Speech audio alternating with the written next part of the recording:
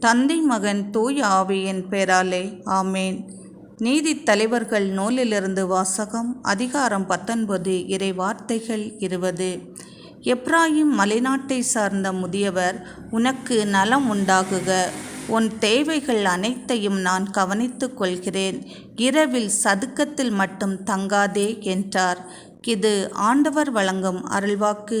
இறைவா, உமக்கு நன்றி. நன்றி தகப்பனே, நன்றி. தேவாதி தேவனே, நன்றி. எம்மை பாதுகாக்கும் கவசமே, நன்றி. ஆணிகொண்ட கரங்களால் எங்களை தாங்கி பிடிக்கின்றவரே, உம்மை நாங்கள் ஸ்தோத்தரிக்கிறோம், நமஸ்கரிக்கிறோம், ஆராதிக்கின்றோம், மகிமைப்படுத்துகின்றோம், மாட்சிமைப்படுத்துகின்றோம்.